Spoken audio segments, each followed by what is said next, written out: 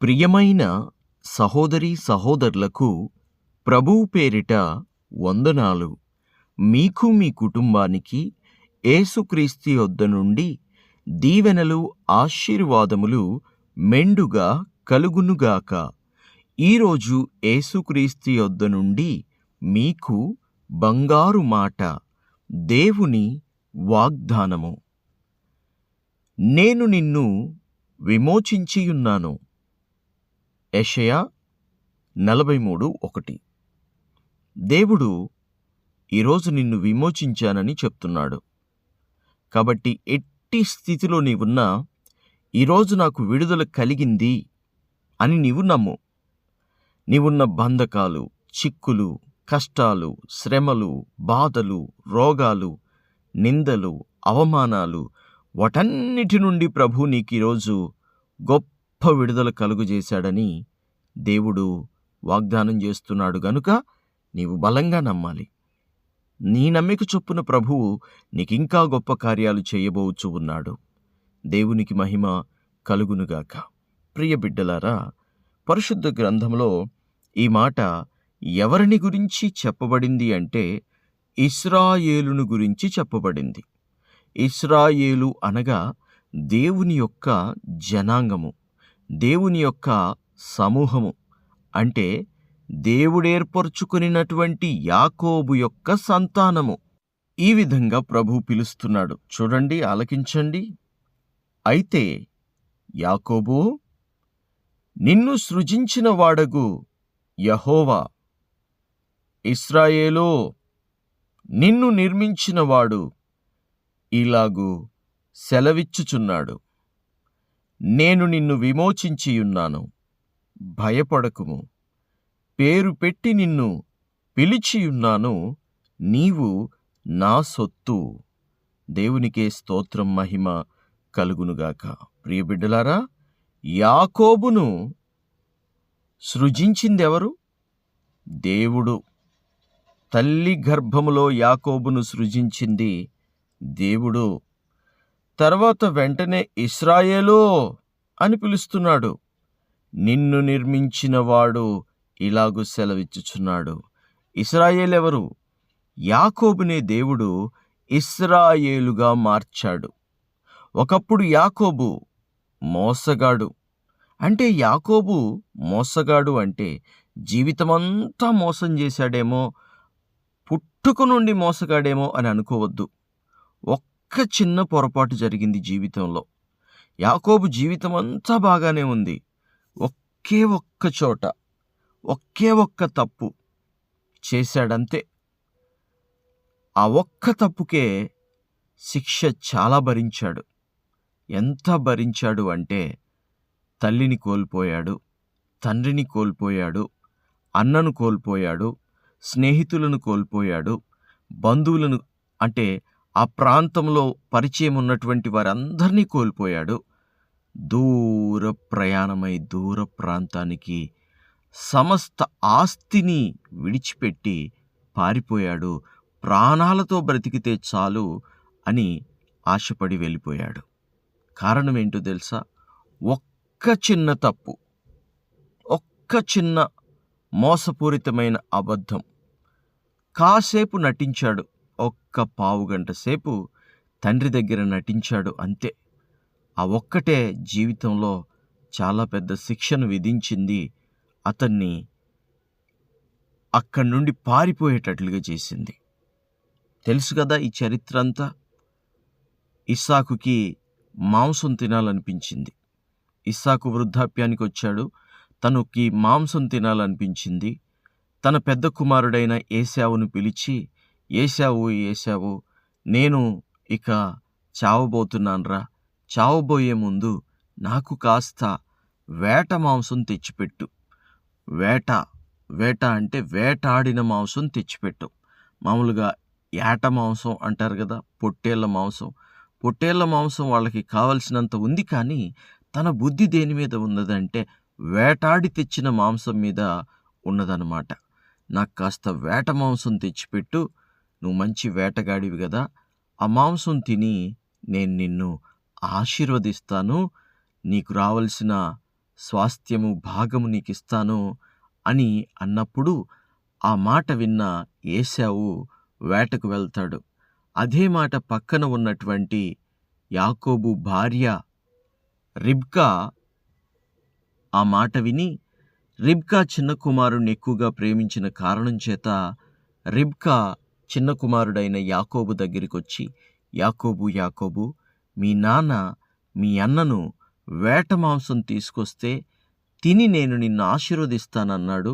స్వాస్థ్యమంతా మీ అన్నకే వెళ్ళిపోతుందేమో, నువ్వు వెళ్ళి మన మందలోనికి వెళ్ళి మన గొర్రెల మందలో ఉన్నటువంటి మేకపిల్లల్లో ఒక గొర్రెను మేకను తీసుకురా, దాన్ని త్వరగా వండి మీ నాన్న దగ్గరికి వేట మాంసం తెచ్చాను, నేను ఏశావుని అన్నట్టుగా వేషం వేసుకుని వెళ్ళు అని అమ్మ చెప్పింది.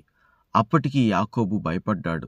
కానీ అమ్మ ప్రోత్సహించడం వల్ల యాకోబు ముందుకు అడుగు వేశాడు. ఎలా?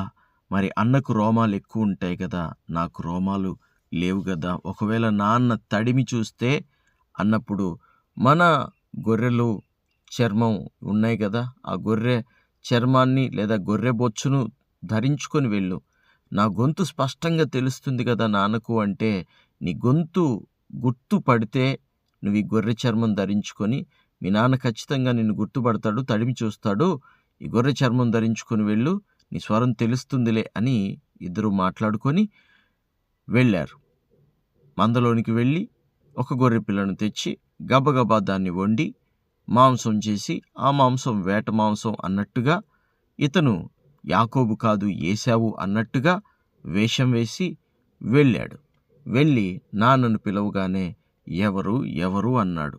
అప్పుడు యాకోబు లోపలున్న ఆ ఇస్సాకు ఎవరొచ్చింది ఎవరు అన్నాడు. ఇస్సాకుకి పూర్తిగా చూపు మందగించింది. అప్పుడు బయట నుండి యాకోబు, నేనే నాన్న, ఏశావును, నీ పెద్ద కుమారుణ్ణి అన్నాడు. ఏశావా? మరి స్వరం యాకోబులాగా ఉందే అన్నాడు. లేదు నాన్న, నేను ఏశావునే. అవునా? అయితే నా దగ్గరికి ఇలాగరా అని ఇస్సాకు అన్నాడు. అప్పుడు యాకోబు ఇస్సాకు దగ్గరికి వెళ్ళాడు. యాకోబుని ఇస్సాకు తడిమి చూశాడు.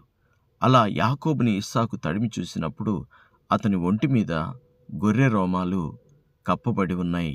ఆ కారణం చేత ఏశావుకి రోమాలు ఎక్కువగా ఉన్నట్లుగానే ఇతనికి రోమాలు ఉన్నట్లుగా అంధుడైనటువంటి వృద్ధుడైనటువంటి ఇస్సాకు కనిపించింది. నా పెద్ద కుమారుడేలే అనుకున్నాడు. ఆ తెచ్చిన మాంసం తిన్నాడు. తర్వాత అతన్ని ఆశీర్వదించాడు, స్వాస్థ్యం అతనికి ఇచ్చాడు. ఆ ఆశీర్వాదాలు యాకోబు పొందుకున్నాడు.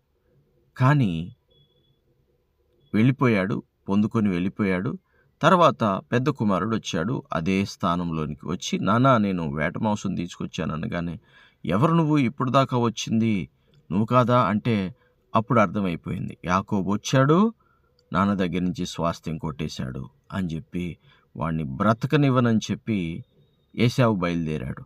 అప్పుడు మరలా రిబ్కా చిన్న కుమారుడైన యాకోబుని కలుసుకొని, మీ అన్నకు విషయమంతా తెలిసిపోయిందిరా, నిన్ను చంపజూస్తున్నాడు, దయచేసి నువ్వు ఇక్కడి నుంచి పారిపో లేదా వెళ్ళిపో, ఇక్కడ నువ్వు ఉంటే ఇదిగో వాడు చేసుకున్నట్టుగా ఇక్కడ అమ్మాయిలను పెళ్లి చేసుకోవాల్సి వస్తుంది, నువ్వు ఇక్కడ ఉన్నటువంటి ఈ స్త్రీలను పెళ్లి చేసుకోవద్దు, నువ్వు మన బంధువుల దగ్గరికి వెళ్ళి అక్కడ వివాహం చేసుకోమని చెప్పి, అలాగనే ఫస్ట్ ప్రాణం కాపాడుకోమని చెప్పి ఇస్సాకు రిబ్కా యాకోబును ఆశీర్వదించి పంపించేస్తారు. పంపించిన తర్వాత దారి మధ్యలో పొద్దుపోతుంది. ఆ సమయంలో యాకోబు అలసి సొలసి ఉంటాడు, దిక్కుమాలిన వాళ్ళలాగా అయిపోతాడు. దిగులు, భయము, వేదన అన్నీ తన హృదయంలో ఉంటాయి. ఆ సమయంలో దేవుడు తనకి వాగ్దానం చేస్తాడు, నువ్వు వెళ్ళిన ప్రతి చోట నేను నీకు తోడై ఉంటాను, నీకు ఆహారం ఇస్తాను, వస్త్రాలు ఇస్తాను, నీకు సంపాదనను పెంచుతాను అని దేవుడు వాగ్దానం చేసినప్పుడు అప్పుడు యాకోబు కూడా నువ్వు నాకు తోడుగా ఉండి నేను వెళ్ళిన ప్రతి చోట నన్ను ఆశీర్వదించడానికి నీవు వచ్చినట్లయితే నేను సంపాదించిన ప్రతి దానిలో 10వ అనగా 10వ వంతు నేను నీకు ఇస్తానని చెప్పి యాకోబు కూడా మొక్కుబడి చేసుకుంటాడు. ఆ తర్వాత ఆ ఇశ్రాయేలు మేనమామ దగ్గరికి వెళ్ళి కొంతకాలం జీవించిన తర్వాత మేనమామ దగ్గర నుంచి కూడా వేరైపోయి సొంతగా తను అభివృద్ధి చెందుతాడు దేవుని యొక్క మహాకృపను బట్టి. ఆ తర్వాత తనకు తన భార్యకు తన భార్యలు ఇద్దరు భార్యలకు పుట్టినటువంటి వారందరూ కూడా చాలామంది సంతానం అయిపోతారు. ఆ తర్వాత ఆ సంతానము చాలా గోత్రాలుగా మారతాయి, పెద్ద జనాంగంగా మారిపోతుంది.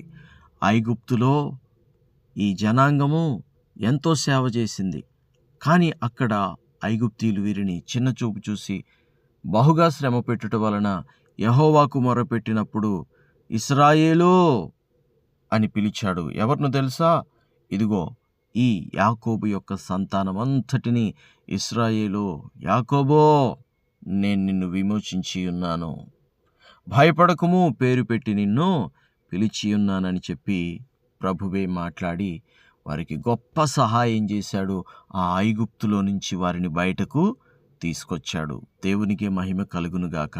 ఈ వాక్యం వింటున్న దేవుని ప్రియబిడ్డ, నిన్ను కూడా దేవుడు అలాగనే విమోచించుటకు విడిపించుటకు చాలిన దేవుడై ఉన్నాడు.